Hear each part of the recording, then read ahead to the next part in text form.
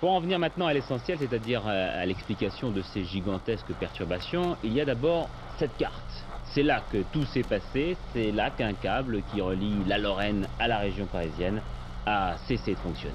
Et à partir de là, tout s'est écroulé comme un château de cartes. Le réseau d'interconnexion n'a pas suffi, ceci malgré les prévisions de l'EDF qui avait dans ses statistiques annoncé pour demain 8h30 la plus forte consommation d'électricité pour l'année. Il paraît que c'est toujours le cas pour le 3e mercredi de décembre. Mais là, l'EDF a été prise de court, la consommation a été trop forte. C'est un incident quand même assez exceptionnel.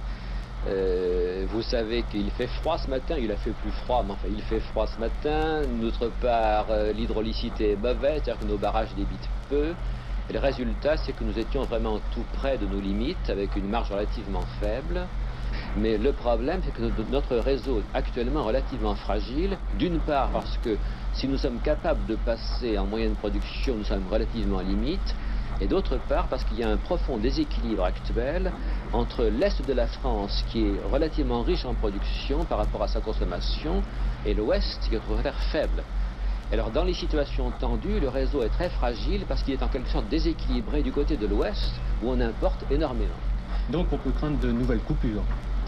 Eh bien, ce qui est exact, c'est que du fait que la France, comme beaucoup de pays européens, traverse une crise économique, il est de ce fait beaucoup plus difficile de trouver des financements pour investir et donc naturel que toutes les branches d'activité, y compris la nôtre, prennent plus de risques. Alors, ce qui est vrai, c'est que pour le passage des prochains hivers, nous prenons plus de risques que d'habitude.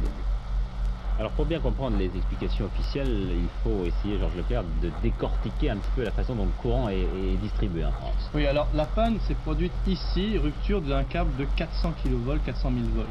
C'est en fait du courant qui est produit en excédent dans la région Est, qui produit plus qu'elle ne consomme, qui est distribué par exemple dans la région Ouest au moment où elle consomme plus qu'elle ne produit. C'était le cas ce matin. C'était le cas ce matin, c'est un réseau, vous voyez, nous avons représenté le réseau de 400 kV ici, il fait l'équivalent de 2 fois le tour de la Terre.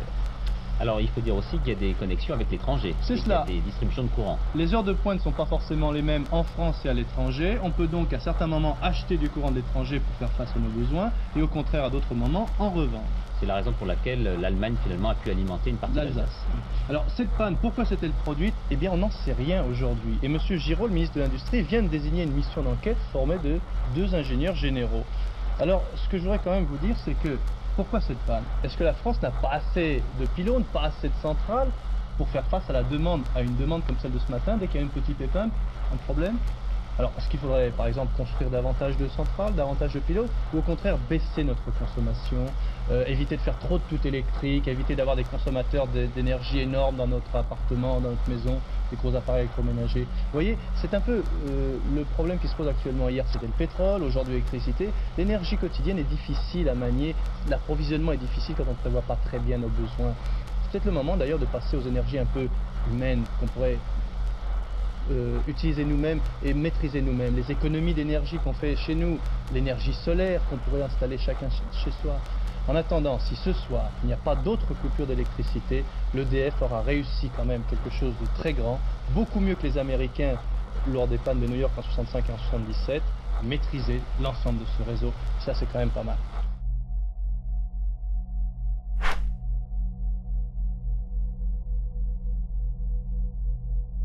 Bon, ben après les signalétiques qu'on va avoir sur les écrans, on va passer au lien qu'on peut faire avec, on en a parlé plusieurs fois là déjà, depuis le début de l'émission, au crédit social à la chinoise. Donc là, à gauche, on a un petit extrait du journal Le Monde. En Chine, le crédit social des citoyens fait passer les devoirs avant les droits. Donc ce crédit social, c'est justement, on en vient des codes couleurs. Crédit social, en gros, c'est une application que les Chinois ont sur leur téléphone et qui, selon leur comportement, va leur permettre d'accéder ou non à tel ou tel service, tout simplement. Et c'est clairement, voilà, cette histoire de devoir avant les droits. C'est d'abord tu te comportes bien, et après on y applique les droits correspondants. Ce qui est complètement différent de égalité, fraternité pour tous, les droits avant tout. Voilà, mais c'est en Chine. Sauf que là, on a le discours de Gabriel Attal, porte-parole du gouvernement, l'ancien porte-parole, puisque maintenant c'est Olivier Véreux. Donc Gabriel Attal nous disait, dans l'après-Covid, on veut poursuivre la redéfinition de notre contrat social avec des devoirs qui passent avant les droits, du respect de l'autorité aux prestations sociales. Donc il n'y a pas besoin d'y aller par 4 chemins. Là, on a une référence au crédit social, quoi. Au lieu de dire crédit social, là, pour l'instant, il dit contrat social, bien évidemment. C'est que le début, mais c'est exactement la même chose. Ouais. Et ce qu'il faut savoir, en fait, c'est que souvent on entend parler de l'influence qu'il peut y avoir de réseaux états-uniens sur certains politiques français ou même certaines personnalités médiatiques via ce qu'on appelle les young leaders. En gros, on repère quelqu'un de prometteur dans le monde de la politique, le monde des grands médias, dès ses études, et puis on lui file une bourse, et puis il nous sera redevable à vie, quoi. Après, selon la personne, bien évidemment. Je pense que c'est pas systématique, mais bref. C'est comme ça que ça fonctionne, et c'est comme ça qu'on a eu le summum. Je pense que c'était peut-être sous Sarkozy. On a eu des tonnes de ministres qui avaient clairement fait partie de ces young leaders. Et un truc qu'il faut savoir qui est très peu connu, c'est qu'en fait, il existe exactement le même système à la chinoise, via ce qu'on appelle la Chinese Foundation, donc des fondations de coopération franco-chinoise, où pareil, les Chinois vont coopter des personnalités politiques. Je crois que Gabriel Attal en fait partie, Olivier Véran aussi, voilà, et bien d'autres. Et puis on les influence, voire on les corrompt. Et ensuite, il faut pas s'étonner que ces mêmes politiques se mettent à avoir des discours très proches de la doctrine du Parti communiste chinois. Donc voilà, je tenais à mettre l'attention là-dessus, puisqu'on glisse clairement vers un crédit social qui sera différent, bien évidemment. Il y en a qui vous diront non, mais ça n'a rien à voir, parce que ça s'appellera pas pareil, parce que ça n'aura pas la même forme, peu importe. Le pass sanitaire, c'était déjà un truc semblable. L'accès, selon qu'on était picousé ou pas, l'accès à tel ou tel endroit. Donc c'était clairement ça déjà. Avec le pass énergétique, ça va être la même chose. À horizon 2025-2030, avec votre voiture diesel, vous aurez plus le droit d'accéder aux villes. Vous aurez plus le droit même d'accéder aux banlieues de ces villes. Il faudra une voiture électrique. Donc il faudra avoir des moyens, parce que les voitures électriques, c'est cher. Les voitures électriques, c'est en train d'augmenter. Ça prend de la valeur déjà. Donc c'est pas à la portée de tout le monde. Donc bref, on s'oriente indéniablement vers un crédit social à la chinoise. Là-bas, l'idéologie est portée sur l'idée communiste du bien commun, etc. Nous, je pense que à l'échelle européenne et à l'échelle mondiale, en tout cas pour les occidentaux, ça va être, encore une fois, je le redis, ça va être sous couvert de comportements écologiques vertueux, quoi. Après, ça n'empêche pas qu'on pourra avoir un retour du pass sanitaire aussi. Hein. L'un n'empêche pas l'autre. Je pense que maintenant, le pouvoir a tout un tas de leviers qui peuvent lever, baisser à souhait selon le moment, selon la température sociale, etc. Voilà. L'été, il y a le levier réchauffement climatique. L'hiver, pénurie énergétique. Enfin, l'hiver, on a aussi les histoires de maladies. Voilà. Tous ces trucs-là vont pouvoir permettre à l'État de mettre en place petit à petit un contrôle, là pour le coup numérique, des populations. Incroyable. D'où le en marche vers la dictature, parce que c'est clairement vers ça qu'on va. On va vers ça, et ce qui est terrible, c'est qu'on va vers ça sans que la majorité des gens s'en rendent compte, puisque on n'est plus sur des dictatures qu'on a en tête, c'est-à-dire des dictatures violentes jusqu'à porter atteinte à l'intégrité physique des personnes. On n'en est plus là. On est à une dictature, là, clairement numérique. Et là, on refait le lien avec le Grand Reset, avec le Forum de Davos, puisque le Grand Reset, derrière le Grand Reset, il y a l'idée qu'on mette en place ce qu'on appelle l'industrie 4.0, les nouvelles technologies. Tout à fait. Dans le domaine de la santé, c'est la technologie ARN. Dans le domaine du travail, c'est plus de télétravail, donc plus d'utilisation d'outils numériques pour échanger sur le plan professionnel, même sur le plan personnel. Quand on avait fait la lecture du livre Le Grand Reset de Klaus Schwab, dedans il expliquait que ce serait génial bientôt. Les réunions de famille se passeraient par WhatsApp plutôt qu'en vrai, quoi. Comme ça éviterait les déplacements, donc bon impact sur l'écologie, et ça éviterait de s'échanger les virus. Et ensuite, on n'a plus qu'un pas vers carrément l'artificialisation de nos sociétés, voire pourquoi pas vivre dans des mondes virtuels. Mais carrément, ils parlent. Apparemment, ils sont en train de développer des casques virtuels pour permettre aux personnes de voyager. Donc ils disent ces gens-là, ils disent que le voyage ne se fera plus physiquement, mais se fera virtuellement. Incroyable, hein? Incroyable. Eh ben, ça fait peur. Ça fait peur. Mais pour en arriver là, il faut effondrer le vieux monde, quoi. Il faut effondrer définitivement nos sociétés. C'est pour ça qu'on a fait du mal aux restaurateurs, on a fait du mal même au système de santé. On est en train de faire du mal à notre fleuron énergétique. Voilà, on fait du mal à tout ce qui représente le vieux monde pour pouvoir bâtir sur ses cendres un nouvel ordre mondial. Le fameux. Celui qu'on attend depuis... Celui qu'on attend depuis que les dirigeants du monde l'ont ouvertement évoqué dans leur discours. Ça date de l'ère Bush à peu près. Ouais. Au moins. Ouais. Bref. Et donc, pour en arriver là, pourquoi pas passer éventuellement par une troisième guerre mondiale?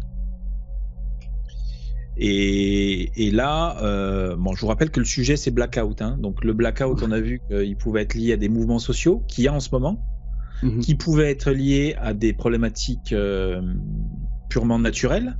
Bon, pour l'instant, on est épargné de ça. On verra, ne serait-ce que s'il fait froid cet hiver, ce que ça peut donner. Mais on a aussi la menace de la troisième guerre mondiale. Et là, tout le monde en parle. Le président Biden parle d'apocalypse. Trump explique lui aussi qu'on peut arriver à un conflit mondial. Tout le monde parle de conflit nucléaire. Enfin bref, là on est en plein dedans. Et donc moi je mets un point d'interrogation. Par contre j'ai une réponse claire et nette, qui est mon avis personnel. C'est qu'on n'a pas besoin d'arriver à un conflit nucléaire pour avoir une troisième guerre mondiale. On n'a pas besoin d'avoir beaucoup de morts et un conflit qui se généralise. On est peut-être, en tout cas selon moi, on est potentiellement déjà dans une troisième guerre mondiale. Alors beaucoup parlent de guerre mondiale hybride, c'est-à-dire un truc, on n'est plus que dans un affrontement purement militaire sur le terrain, mais aussi là on a clairement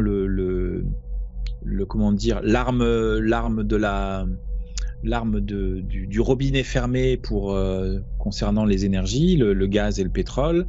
On a la possibilité de faire des cyberattaques. Enfin bref, on est dans une situation totalement hybride, à mon sens, de troisième guerre mondiale.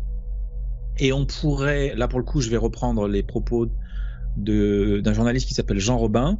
On pourrait aussi se retrouver dans un démarrage de troisième guerre mondiale qui aurait démarré du fait des Chinois. Ou pourquoi pas des Américains, ça va savoir, dans l'idée que le fameux virus dont je ne donnerai pas le nom, je ne sais pas si ça peut encore faire sauter les chaînes, ça, a été déclenché probablement dans un laboratoire en 2020.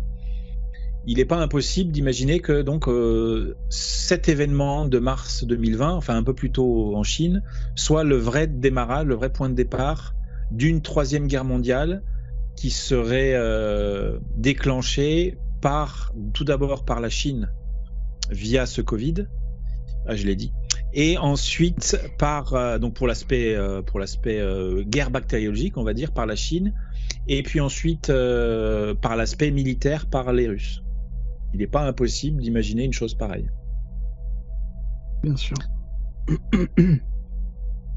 Et tout ça, comment dire, appuyé par la passivité des dirigeants européens, eux-mêmes aveuglés par d'autres idéologies, en partie manipulés sans doute par l'influence du Parti communiste chinois, mais aussi influencés par les gourous de Davos, et puis aussi influencés par la puissance déclinante des États-Unis. En fait, voilà, et on peut avoir un mix de tout ça en ce moment, une convergence des souhaits de nouvelle ordre mondiale de plusieurs puissances, de grandes puissances mondiales. J'imagine pas forcément un nouvel ordre mondial proposé par une seule casque, un seul état profond, mais par plusieurs. Et quelque part, que le meilleur gagne, quoi.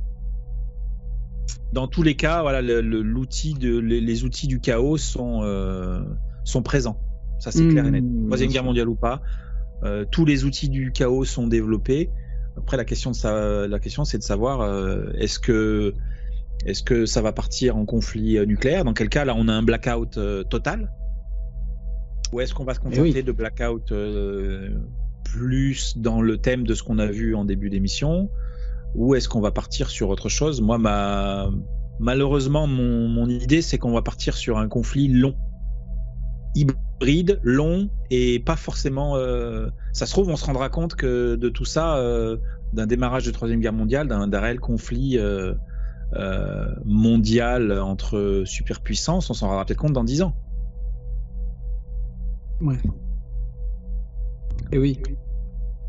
Bref, voilà, c'était pas la partie très très joyeuse. Moi, je pense qu'on n'a pas besoin d'en arriver jusque là. On est suffisamment, le troupeau est suffisamment bien mené pour qu'on n'ait pas besoin, pour qu'on reste juste dans la peur et pas dans le concret de la violence. Mais bien sûr. Mais je peux me tromper, d'autant plus que peuvent se rajouter à ça les violences des mouvements sociaux. Et c'est peut-être d'ailleurs vers ça qu'on tend là, dans un premier temps. Effectivement, on l'a vu avec les Gilets jaunes.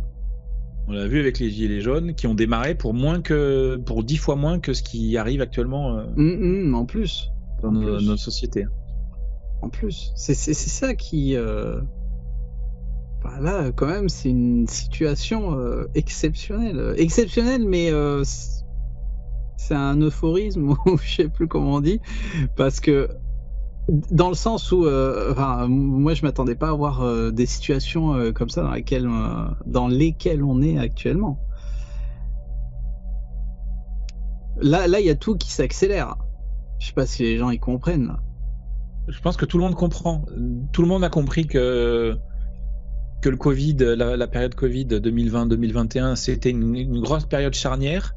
Et maintenant, avec les événements aussi grandioses les uns que les autres qui s'enchaînent, je pense que tout le monde a compris. Et c'est là où va peut-être falloir faire un effort de comment dire, un effort qui va aller à l'encontre de toute cette noirceur. Parce que la noirceur, elle est là, elle est en train de se déballer. C'est ce qu'on pourrait appeler l'apocalypse. Le déballement de la noirceur de l'humanité. Par contre, voilà, c'est peut-être le moment de pas sombrer dans cette noirceur et d'opposer à ça l'action et puis la spiritualité. Donc l'action concrète pour se préparer. On va d'ailleurs, je vais passer sur le slide suivant, clac. L'aspect survivaliste, hein. On va rester très générique, mais voilà, l'aspect survivaliste et l'aspect mental dont on a parlé dès le début. Le mental étant bien sûr à mettre en priorité avant toute chose. Alors, Fred, avant de parler de ce slide, effectivement, cette je dirais pas sensation, cette impression de noirceur, comme tu dis, hein, sans rentrer dans des explications style apocalyptique, mais effectivement, on sent très bien de ce qu'ils veulent établir depuis 2-3 ans là. Et ça va à une vitesse mais incroyable. Je suis tombé dans cette noirceur, moi, tu vois, et je m'en suis très vite sorti. Mais il faut vraiment croire au contraire. Et c'est pas facile, hein. C'est pas facile, hein, parce qu'il y a tout qui se mélange dans la tête, hein. Bien sûr. Mais on est là, Fred. On est là. Mais le but, c'est la confusion pour certains. Le but, c'est la confusion, et ça fonctionne très très bien, hein, la confusion. Mais comme tu le dis là, on est là. Pour l'instant, on a nos deux bras, deux jambes. Donc, si vraiment on est happé par toute cette négativité, tous ces événements qui se passent autour, bah déjà, peut-être pour certains, moi je le fais par période, limitons l'accès à l'information, cette information négative, et surtout agissons. Donc faire des petits trucs. Une fois que la situation est posée, on est dans la merde. Ok, c'est réglé, on est dans la merde. Maintenant, c'est que voilà, où est-ce que je suis? Alors, donc là, je vais commencer à rentrer dans le vif du sujet de tous survivaliste, du sujet survivaliste. Après, survivaliste, je dis ça parce que moi, je suis passé par un cursus survivaliste il y a 10 ans de ça. J'ai fait tout un tas de formations, voilà, pour me préparer un minimum à des problématiques urbaines avant toute chose, mais aussi si je me retrouve dans la nature, savoir me débrouiller. Et aujourd'hui, je m'écarte, enfin, j'élargis un peu ma vision des choses. Moi, ça m'intéresse pas en fait de survivre à un effondrement qui vient, quel qu'il soit. Moi, ce qui m'intéresse, c'est de continuer tout simplement à vivre. Et bien sûr, vivre différemment, ça c'est clair et net. Mais je pense qu'on n'est pas obligé d'en venir à être obligé de survivre si justement on est suffisamment bien préparé. Donc le premier truc que je pourrais dire, qui me semble un conseil évident, qui le sera pour tous, même pour ceux qui peuvent pas se le permettre, c'est de quitter les villes. Donc je précise, tous les trucs qu'on va dire là, les conseils qu'on peut donner, si vous pouvez pas le faire, ou si vous n'avez pas envie de le faire, vous minez pas pour ça, hein. C'est juste on va dresser le schéma optimum pour pouvoir au mieux passer là, et surtout les crises crises qui vont se présenter, crise économique, crise climatique, crise énergétique, crise de guerre mondiale peut-être. Le premier truc de base, c'est vraiment quitter les villes si vous le pouvez, et il est encore temps. Il est encore temps, même si ça commence à être, comme dirait, comment il s'appelle, un économiste sur Internet sur YouTube qui s'appelle Charles Sana, il est déjà trop tard, mais quand même, préparez-vous. Parce que justement, comme tu disais tout à l'heure, on est là, on n'est pas mort, donc on peut agir. On est là, et... Oui. Et pardon, je te coupe. Non, vas-y. Mais on est là, mais surtout que j'ai eu, je le répète, j'ai eu des moments en fait où tu te remets en question suite à la situation, c'est normal. Mais j'ai réussi à surpasser en fait je dirais pas cette peur, mais ce doute, tu vois. Et je comprends qu'il y a des gens qui peut-être sont encore dans le doute, hein. Et quelque part, quand je dis on est là, c'est oui, on est là physiquement, mais on est là. N'ayez pas peur, on est là.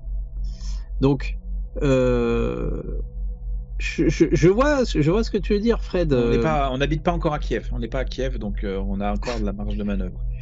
Ouais, on va dire ça comme ça. Mais après, comme je disais en début de vidéo, voilà, peut-être que ça va aider certains à se préparer, ou peut-être se préparer psychologiquement, ou peut-être prévenir, tu vois, peu importe, on expose.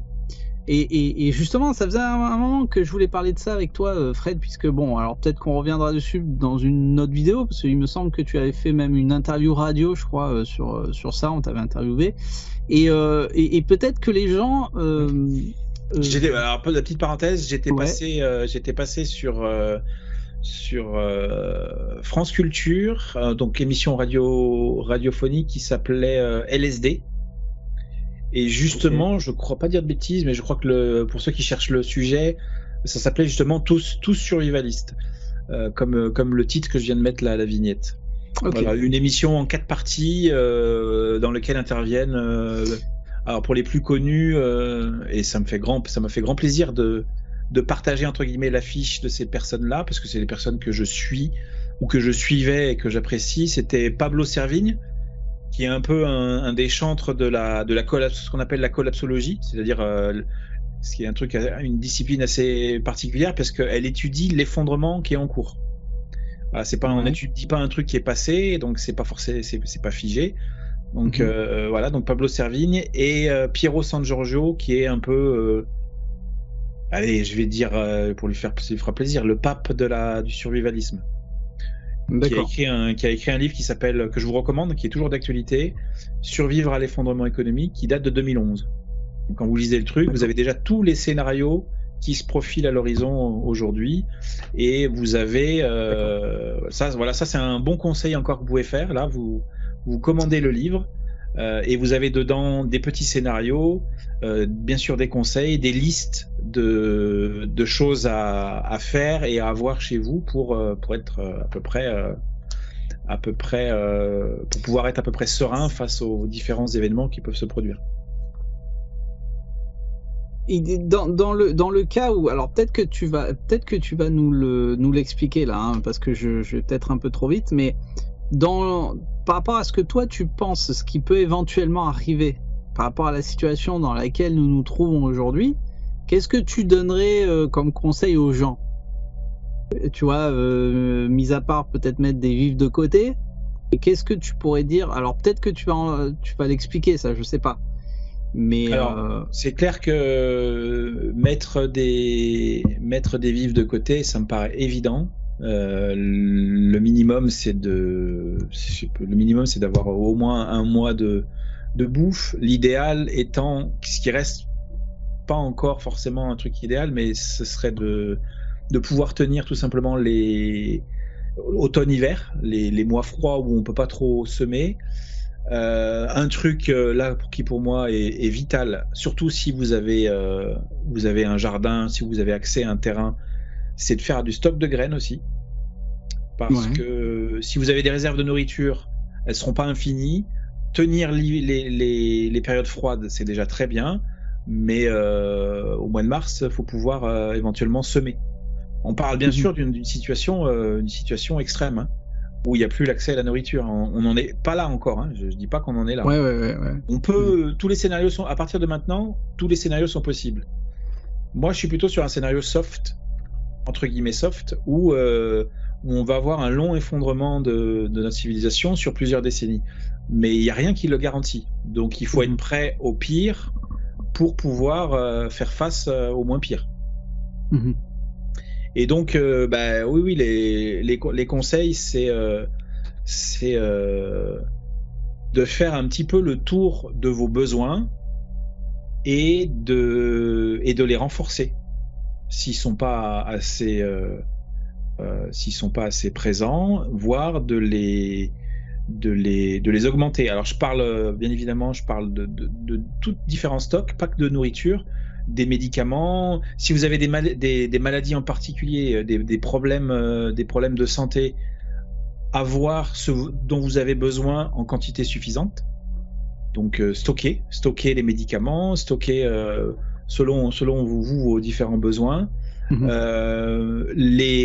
ce qui peut être consommable, dont vous vous servez régulièrement, pareil, stockez-le. Je sais pas moi, stocker les piles, stocker un peu de bougies. Et je vais faire une parenthèse par rapport à cette idée de stocker. Ce que vous stockez actuellement, de toute façon, les prix vont augmenter, donc vous ferez une bonne affaire. Alors si vous n'avez pas l'argent suffisant pour pouvoir faire ces stocks et acheter ce dont vous auriez besoin, vous n'avez pas volé ou vous n'allez pas le créer cet argent. Donc tant pis. Mais essayez quand même de stocker un minimum des choses qui pourraient manquer dans un futur plus ou moins proche. Et ensuite, il y a d'autres aspects qui sont plus immatériels, mais tout aussi importants. C'est les formations. Donc je vais parler d'abord de ça, et après on partira sur l'aspect métier. Donc l'aspect formation, tout simplement, il peut être intéressant de faire encore aujourd'hui des formations de survie, des formations, je sais pas, des formations de premier secours. Donc ça c'est typiquement le truc dont je parle et que je n'ai pas fait, mais voilà, petite formation de premier secours, ça peut toujours servir.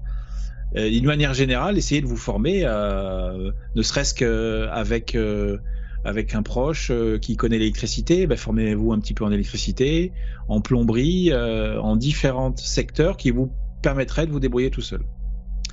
Et l'autre aspect que je voulais évoquer aussi, c'est le métier. Si dans le cas aussi où actuellement vous êtes dans un métier qui ne vous convient pas, avec une ambiance qui ne vous convient pas, avec un salaire qui ne vous convient pas, j'en sais rien, ça peut être tout un tas de raisons, ça peut être le moment de changer, même si peut-être que dans 3 mois il y aura un chômage massif, peu importe, ça peut être aussi le bon moment de se repositionner professionnellement pour être un peu plus à l'aise et voire un peu plus épanoui dans ce que vous faites. Parce qu'une situation externe stressante comme on a actuellement, si en plus dans votre travail vous avez aussi un tel stress, là vous avez le duo perdant quoi. Donc ça peut être intéressant, même si ça semble pas la bonne période. Il y a quand même pas mal d'opportunités actuellement. On en a peut-être, je le répète, peut-être pour quelques mois, mais c'est peut-être pas inintéressant d'essayer de se repositionner professionnellement. Ouais. Donc bon, j'ai débité beaucoup de choses là. Il y a un truc que j'ai pas dit qui est très très important, c'est la connexion avec vos proches, votre réseau en fait, votre réseau de proches. Vous avez un réseau qui est quelque part forcé, c'est votre réseau familial, vos liens familiaux avec toutes les problématiques qu'il peut y avoir, les ententes et les mésententes. Mais il y a un autre réseau qui est très important, c'est celui de vos proches, de vos amis, de vos voisins. Et encore une fois, si vous êtes dans un lieu où vous n'avez aucune connexion avec vos voisins, essayez de commencer à vous connecter à vos voisins, à parler avec eux, à vous intéresser à ce qu'ils font, à leurs compétences, comment, prudemment peut-être selon les différentes personnes, à essayer d'évoquer la situation actuelle et le fait de devoir faire face à ce qui se prépare. En tout cas, voilà, l'importance aussi, c'est de tisser son réseau, de renforcer son réseau, ou de le créer, il n'est pas trop tard, s'il n'existe pas. Ok. Après, si tu as des questions en particulier, j'ai fait un topo... non, je pense que ce global. Topo global, c'est assez suffisant pour le moment. Comme a expliqué Fred, c'est pas le but de cette vidéo, de cette interview pour expliquer seulement les conseils sur le survivalisme, mais si tu le souhaites, Fred, on fera une vidéo spécialement sur le survivalisme. Moi, il n'y a pas de problème. Mais ce que tu as dit, c'est important, c'est intéressant. Et renseignez-vous aussi de votre côté. Et c'est vrai que maintenant, il y a pas mal il y a d'autres youtubeurs aussi qui font des vidéos comme ça dans les forêts, etc. Regardez-en quelques-unes, ça vaut le coup. J'en ai vu pas mal. J'ai appris des choses que je connaissais pas concernant l'écorce des arbres ou des choses comme ça. C'est plutôt intéressant. Donc il y a de quoi se renseigner, s'informer. Bon. On peut peut-être faire peut-être si tu veux bien un topo sur la situation actuelle, la pénurie d'essence. Allez. Tout simplement faire un conseil tout simple. Moi, c'est ce que je fais. Après, chacun fait ce qu'il veut. Je sais que pour moi, c'est justement mes réflexes survivalistes. Il est impensable pour moi de ne pas avoir un minimum de stock d'essence. Alors moi, c'est pas con. J'ai 2 véhicules. Qui marche au diesel, j'ai 2 bidons de 5 ou 10 litres, je sais plus, qui permet vraiment, si j'arrive à un moment donné, je suis en race campagne, je suis en panne, surtout si je trouve pas de station-service, de refoutre un petit coup dans la voiture et d'être tranquille. Et la deuxième chose, pour moi, c'est aussi impensable de me retrouver à sec là dans les jours qui viennent. C'est pas possible. C'est-à-dire que après, je peux me le permettre de travailler chez moi, mais à un moment donné, si vraiment les stations-service continuent à plus avoir d'essence, je vais pas m'amuser à me retrouver à sec chez moi, quoi. Donc déjà, ça fait plusieurs mois, voire même plusieurs années que j'essaye de ne jamais être en dessous de la moitié du plein. Mais là, voilà, je ne peux pas concevoir de taper dans les réserves et puis au dernier moment se dire merde, je suis chez moi, j'ai plus de voiture, plus d'essence, il y a des pénuries partout et après du coup je suis totalement tributaire de ce qui peut se passer. Alors encore une fois, on est dans le cas du pire, mais on est quand même quasiment dans un conflit ouvert avec la Russie, on sait jamais, hein. Faudrait pas qu'on cumule les problématiques énergétiques et les problématiques militaires. Géopolitique, effectivement. Géopolitique ou autre. Effectivement, voilà, un conseil, c'est on vous dit de pas. Alors c'est interdit maintenant de faire le plein avec un bidon d'essence. Oui, apparemment. Alors après, c'est pas interdit d'y aller la nuit et il y aura moins de monde, vous ferez moins la queue. Voilà, si vous avez une station à 5 minutes de chez vous.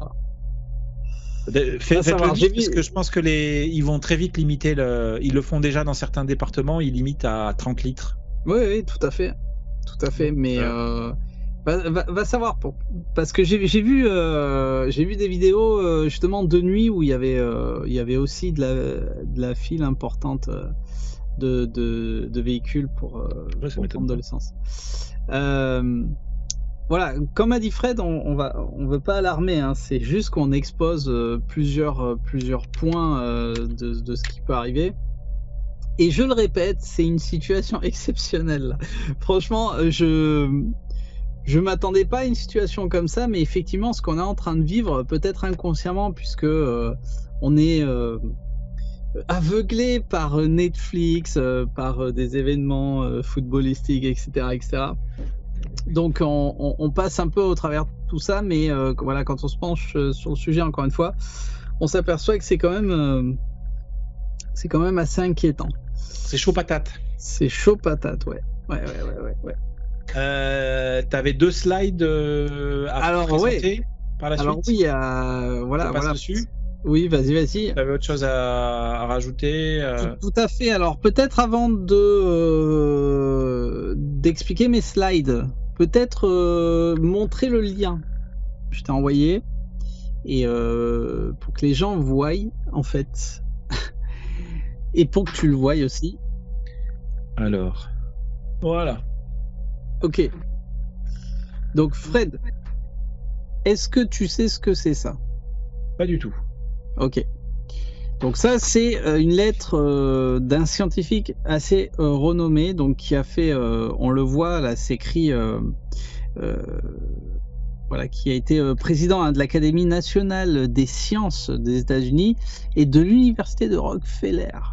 S'il te plaît, l'université de Rockefeller. Ok. Donc lui, il insiste là-dessus en disant que le réchauffement climatique, ça n'existe pas. Et tu sais ce qu'il y a là, ce qui est en train de défiler là sur le côté? Je dirais des noms de personnes qui le soutiennent. Exactement. Tu sais combien il y en a? Il y a 32 000, si je me trompe pas, un peu plus de 32 000 je crois, scientifiques, personnes, experts, chercheurs qui disent que le réchauffement climatique n'existe pas. On est bien d'accord là-dessus, hein? Donc tu vois, toute cette démagogie là qu'ils sont en train de mettre en place là, depuis quelques années, voilà ce qui arrive. Donc déjà à l'époque, j'en avais parlé dans Monde Mystérieux à quelques reprises, comme quoi ils voulaient mettre la faute sur la population mondiale, comme quoi il y avait des fontes de glaciers, etc. Comme quoi c'était la faute de l'homme. Tu vois, ça fait un moment que ça dure. Donc là, tu vois parfaitement que ce soi-disant réchauffement climatique qu'ils essayent de forcer en fait dans la tête des gens, c'est pas possible. Voilà. Ça, je voulais te le montrer parce que là, franchement, Enfin, voilà, je crois que c'est la base de tout. Quand tu vois ça, tu dis ah ouais, mais non. Tu vois ce que je veux dire. Bon, ça je voulais absolument te le montrer, Fred. Ça marche.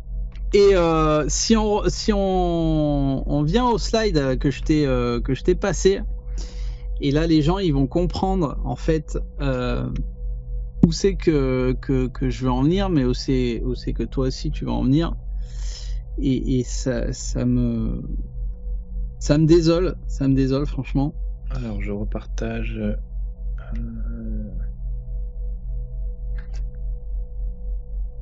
Hop.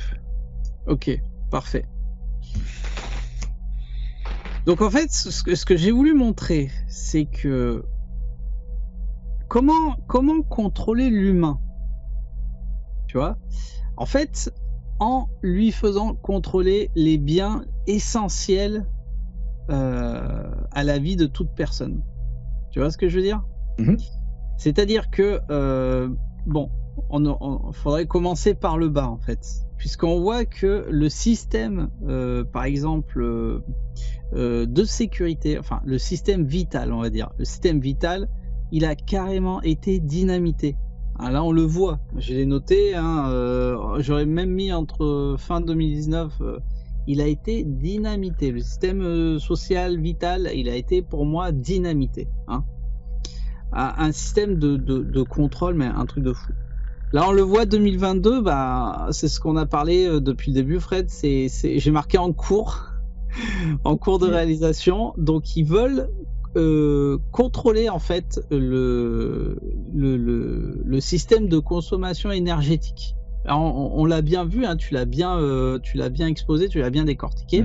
On l'a vu d'une manière ou d'une autre, ils vont le contrôler à certaines périodes, et là on peut plus rien faire non plus. Si on passe, donc j'ai un peu fait le truc à l'envers, si on passe, pour moi je pense que ça va arriver petit à petit. Ils vont contrôler aussi sur la nourriture, sur l'économie, hein, c'est en train d'arriver à vitesse grand V, hein, pour ceux qui suivent Pierre Jovanovic, je pense que tu dois l'écouter aussi de temps en temps, Fred. Et sur le système vital à tout être humain, c'est l'eau. Je sais pas si tu as vu cet été, ils nous ont fait un pataflan sur l'eau. Hein. Et pour moi, donc ce qu'ils ont fait, ce qu'ils ont essayé de mettre en place cet été, parce qu'ils ont réussi à le mettre en place dans certaines communes, pardon. Je pense que l'année prochaine, ils vont encore plus serrer la vis sur les restrictions d'eau. Tu vois. Donc ils vont contrôler l'eau, ils vont faire payer l'eau aux gens qui normalement est un accès, c'est vital pour la population. Ils vont contrôler l'eau. Je pense que 2023, je pense que l'année qui vient, l'été 2023, on va avoir des contrôles sur l'eau. Mais laisse tomber, Fred. Laisse tomber. Ça a été initié un peu cette année. On parlait d'amende de 1500 € si on remplissait notre piscine. C'est ça. Si on faisait la mise à niveau. Eh bien, oui. Après, pour ça, hein, il faut une société avec des drones qui circulent un peu partout, parce que. C'est ça. Mais c'est ça. Mais à quelques kilomètres de chez moi, ceux qui avaient leur petit bateau, ils avaient aussi 1500 € d'amende. Tu vois ce que je veux dire? Ouais. Donc cette année, on l'a vu, pour moi, c'est un essai, encore une fois, hein, c'est un essai qu'ils ont voulu effectuer, mais pour moi, l'été 2023, mais laisse tomber, Fred, on va avoir un contrôle sur l'eau, mais tu vas voir, ça va être... Après, attention, je vais un peu dire comme Fred, là, ce que je vous expose, c'est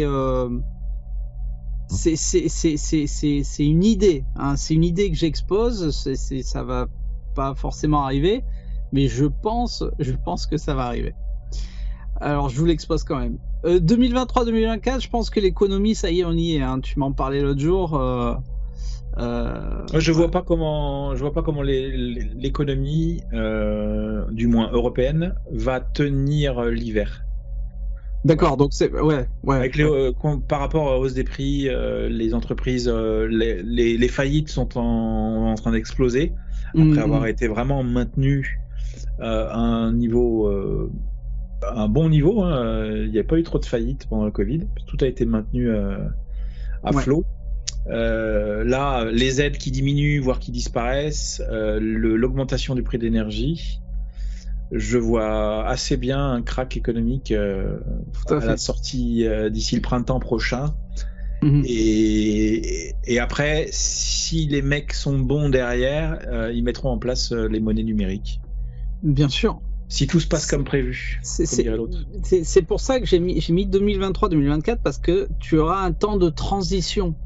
Et pour moi, ce temps de transition, si ça dure 2 mois, ça va être 2 mois de merde. Hein. Laisse tomber. C'est là où aussi il faut peut-être prévoir des conserves ou de l'eau, parce qu'on pourra... Un peu d'argent liquide aussi, tiens. Ouais. Même si, si vraiment on a un effondrement pour tout de suite derrière nous foutre une monnaie numérique, la monnaie papier vaudra très vite plus grand chose.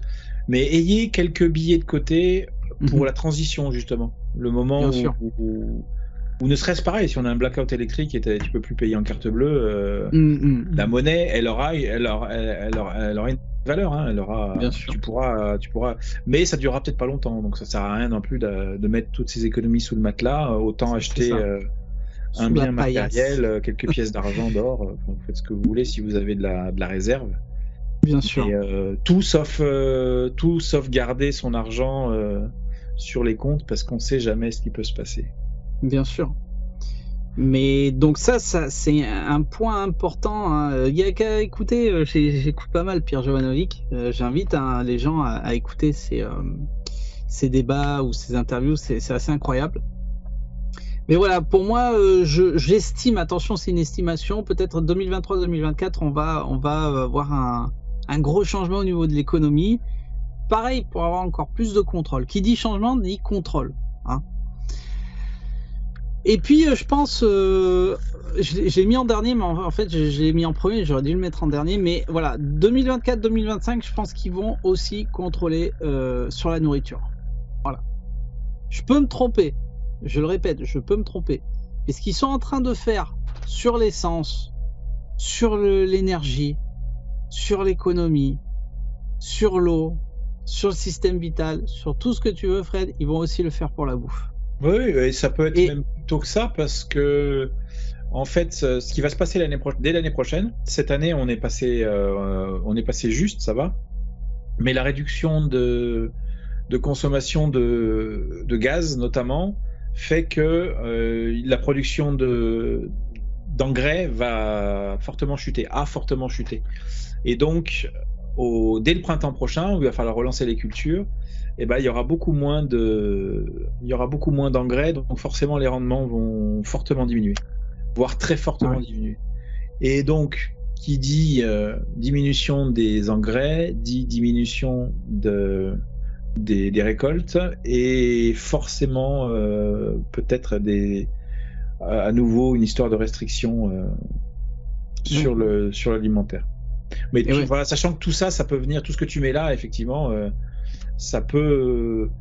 on peut inverser certains ordres, les choses peuvent arriver les unes après. Mais en tout cas, ce qui est sûr, c'est que il y a une mainmise sur les éléments les plus fondamentaux à la survie humaine. Et voilà, hein, pour aller un peu plus loin, pour moi, il y a de la part de nos élites, enfin de ces élites, c'est pas les miennes, un souhait clair et net de rabaisser la population mondiale, et en contrôlant tous ces aspects-là, ça va pouvoir y aider, quoi. Alors j'en arrive, Fred, justement sur ce que tu viens de dire. Je voudrais juste faire une petite parenthèse, parce que ma mère, elle me disait toujours, un jour elle a dû te le dire aussi, ta mère, Fred, ou peut-être ton père ou quelqu'un de ta famille. Ma mère me disait toujours, un jour on va payer l'air qu'on respire. Donc attention, je le souhaite pas, je ne le souhaite pas. Mais ce qu'ils sont en train de faire sur l'eau, par exemple, il faut, putain, je trouve pas les mots pour expliquer, mais c'est ignoble, c'est d'avoir l'esprit, mais vraiment, je sais pas quel état d'esprit il faut avoir pour faire payer les gens pour avoir l'accès à quelque chose de vital.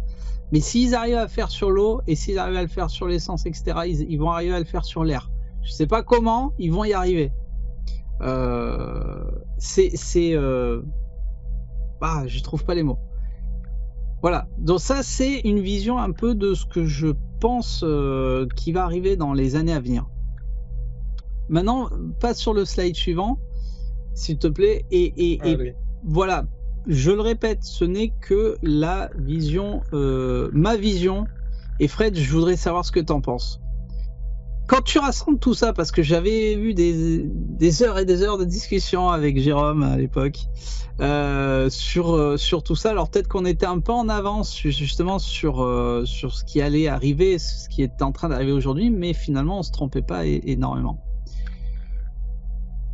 Il y a 3 conclusions que je peux exposer, parce que normalement je n'expose jamais de conclusions.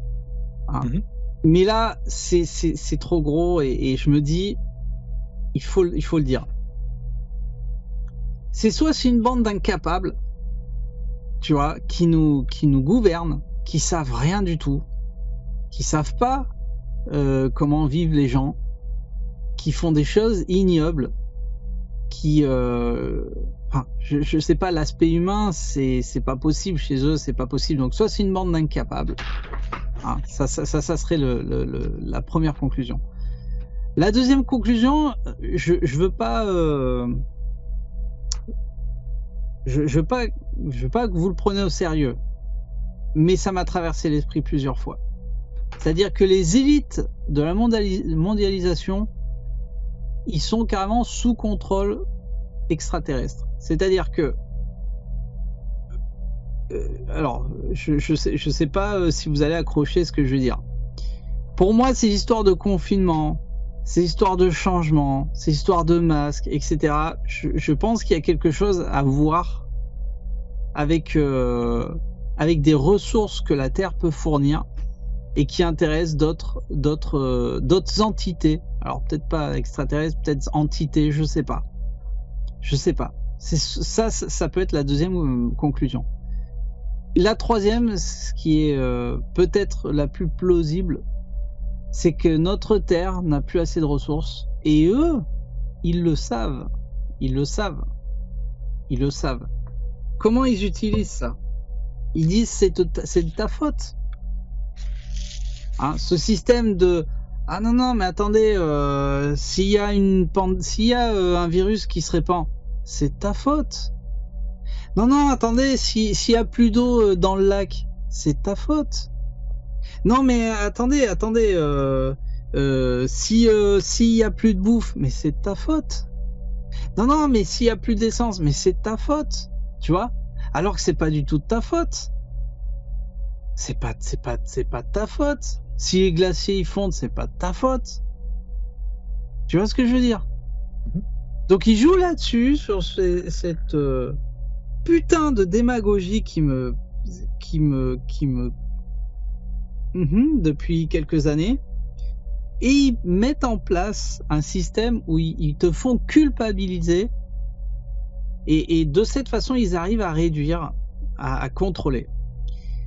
Maintenant, s'ils savent que notre chère Terre n'a plus assez de ressources pour... peut-être qu'ils ont déjà... parce qu'il y avait des alarmistes déjà, des scientifiques qui prévenaient déjà dans les années 70 que la Terre ne fournirait pas assez d'éléments, de ressources vitales, tu vois, pour l'être humain. S'ils le savent, il y a d'autres moyens de faire savoir à la population. Tu vois ce que je veux dire? Voilà.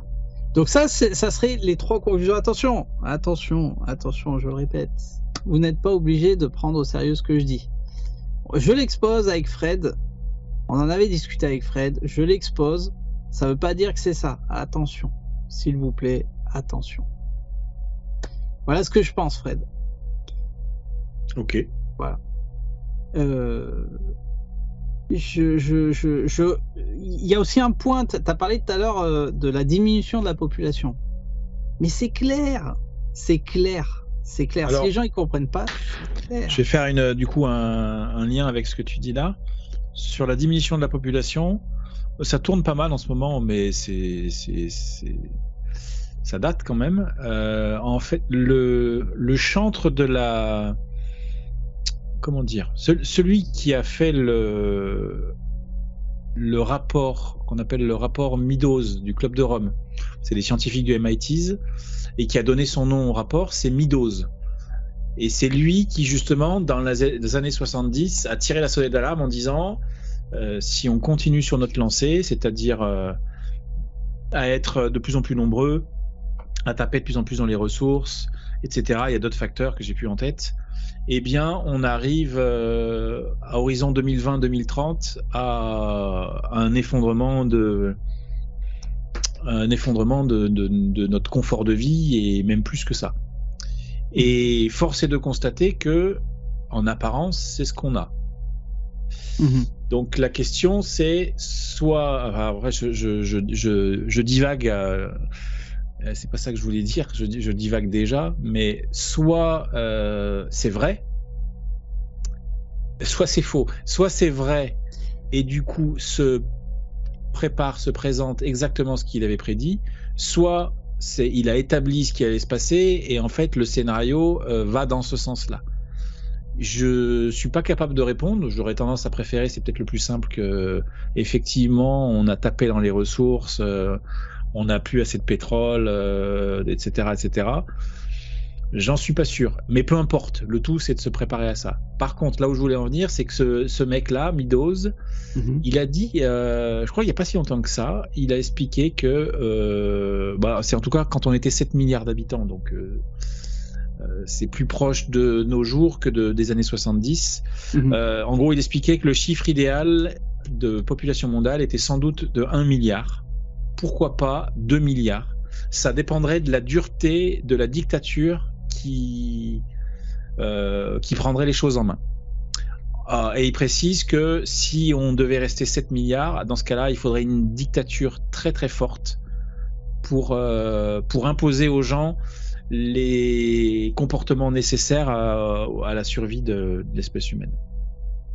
Donc cette notion de contrôle de la population et de diminution de la population, il est indéniable. C'est encore un tabou global, mais quand on gratte un peu, il est évident que ça traverse la tête de beaucoup de gens et pas que de Bill le coyote.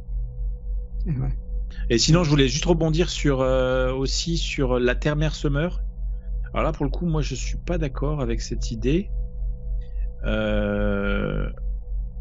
Je pense que le constat de nos élites est vrai, c'est-à-dire qu'un monde se meurt, mais une humanité se meurt. Mais la Terre en elle-même, je pense déjà qu'elle ne souffre pas et qu'elle n'a pas grand-chose à faire de ce qu'on est en train de malgré tout lui infliger. C'est-à-dire que de la même manière que si on imagine que le réchauffement climatique ou plus globalement le changement climatique n'est pas dû aux activités humaines, ce qui ne veut pas dire qu'on la pollue pas, hein, là au contraire on la pollue, eh bien elle s'en entre guillemets remettra comme elle s'en est toujours remise, puisque elle a tout simplement vécu depuis des milliards d'années des cycles différents qui évoluent à chaque fois, d'abord des cycles de plusieurs milliards d'années, après des cycles de centaines de millions d'années, maintenant on est dans des cycles de dizaines de milliers d'années, c'est-à-dire en gros 40 000 ans de glaciation, 10 000 ans de déglaciation, et d'ailleurs au passage ce qui laisse à penser qu'on tend plus vers une glaciation à horizon de quelques milliers d'années qu'un réchauffement. Bref, la Terre se porte bien. Et elle se portera de la même manière dans 1000 ans, dans 1 million d'années. Par contre, c'est sûr que ce qui se meurt, c'est notre rôle de gardien de ce jardin magnifique qu'est la Terre. Bien sûr. En fait, j'avais mis Summer, c'était parce que les élites justement voient. Oui, alors c'est vrai que effectivement t'as cette explosion démographique. Moi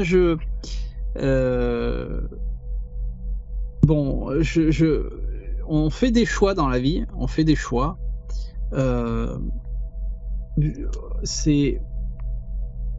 Si vous avez des enfants, c'est super, c'est bien. Fred, tu en as. Voilà. peut-être changer nos façons en fait de... Comment je peux expliquer ça, Fred?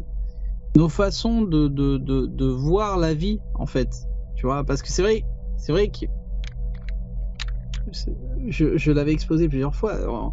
Là, on est à quoi? 8 milliards? 7 milliards? 8 milliards? Ça veut dire dans 2-3 ans, on sera 10 milliards. Ça monte crescendo. Alors, c'est vrai qu'il y a des questions à se poser sur, sur est-ce que la Terre va fournir assez de ressources pour les années à venir.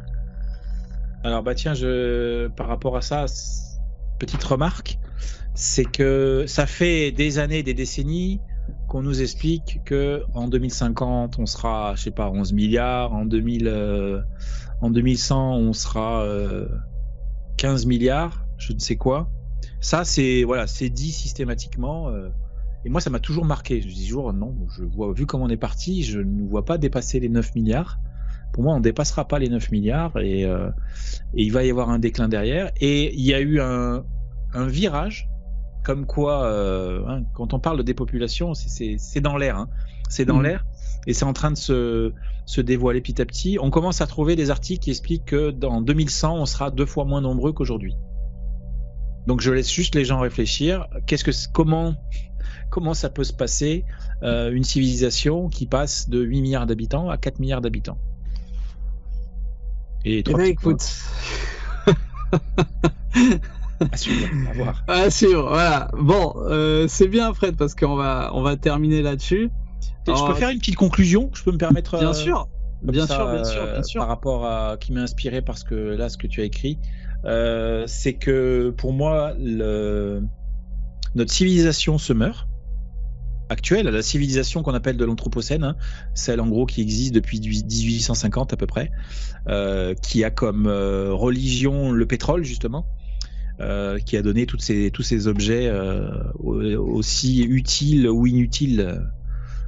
Ça dépend du point de vue. Notre civilisation donc se meurt, ça c'est clair. Je pense qu'il faut la laisser mourir, ne pas paniquer et s'occuper très sérieusement de son salut personnel, tout en bien sûr en restant protecteur et connecté à nos proches, à nos plus proches. Tu parlais d'enfants, oui, donc à nos enfants, à nos partenaires, à notre famille proche. Et puis rien qu'en faisant ça, on aura fait le job à faire. Et puis serrer les fesses. Dans la joie et la bonne humeur pour accueillir tous les événements extérieurs sur lesquels on aura la plupart du temps aucune prise. Si on contrôle notre peur et nos émotions, on passera le cap. En tout cas, moi, c'est mon intention. Les autres, ils font comme. Voilà. Eh ben, écoute, on va terminer sur ces belles phrases. Écoute, Fred, je te remercie infiniment. Alors peut-être couper ton partage d'écran pour qu'on te voie entièrement. Oui, bien sûr. En tout cas, voilà. Sujet très intéressant, Fred. Je te remercie encore une fois d'être venu expliquer tout ça sur Monde Mystérieux. De toute façon, on pense que ça va continuer à évoluer, toutes ces histoires, que ce soit de pénurie, d'inflation, de ce que tu veux, de système de contrôle, détourné ou pas, de guerre, etc.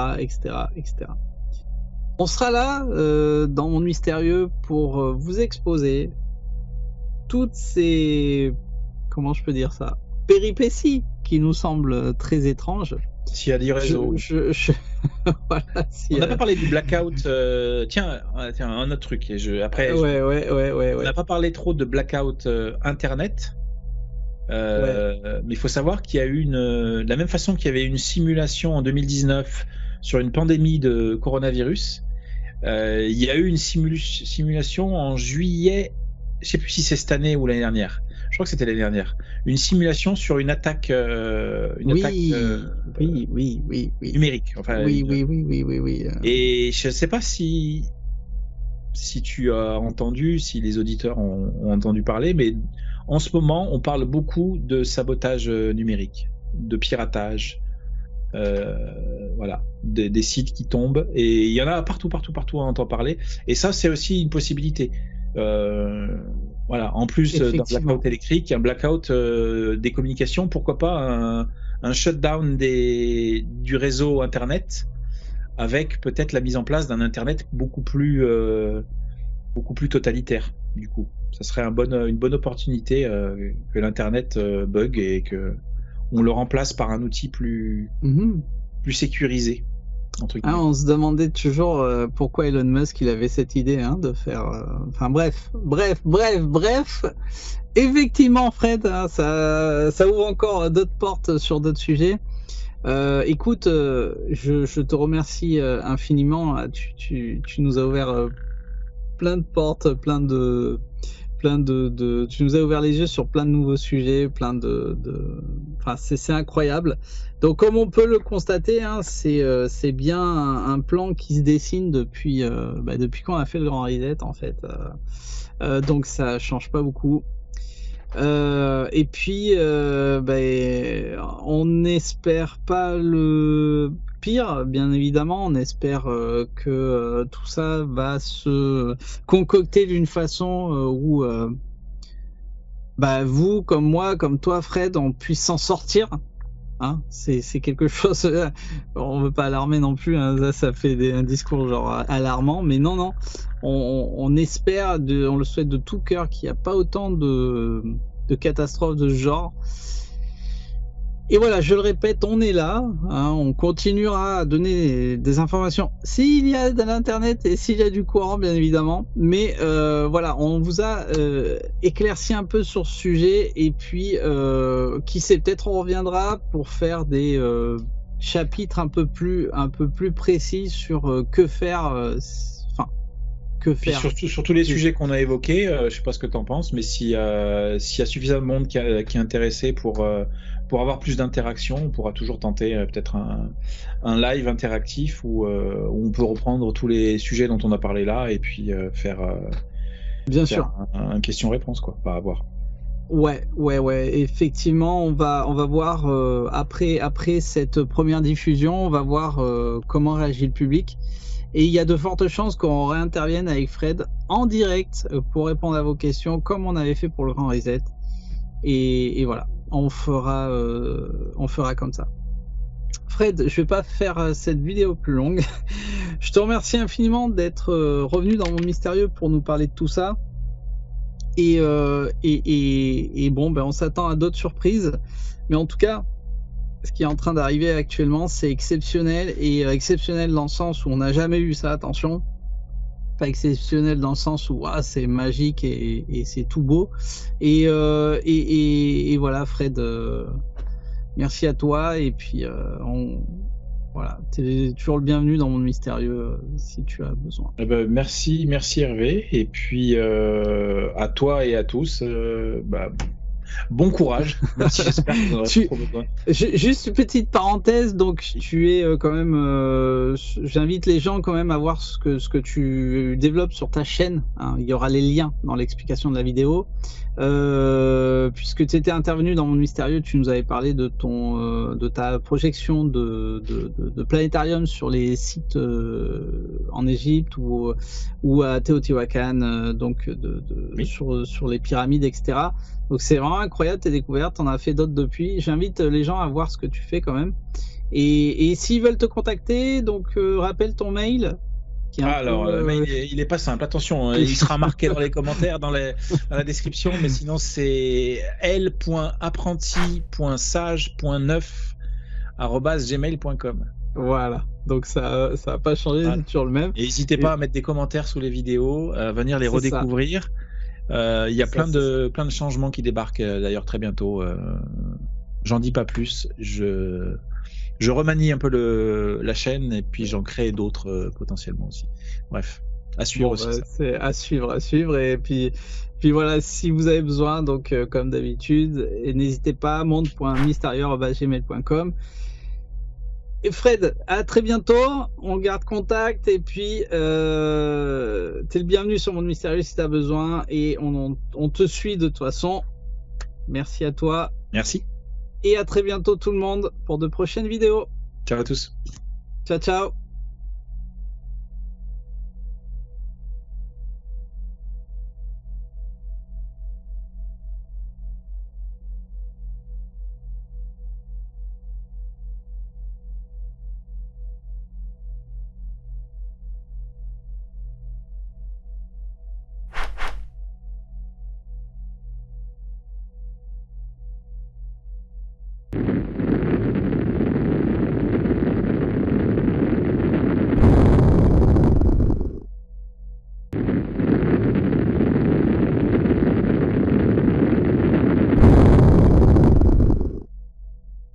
Bisous, bisous.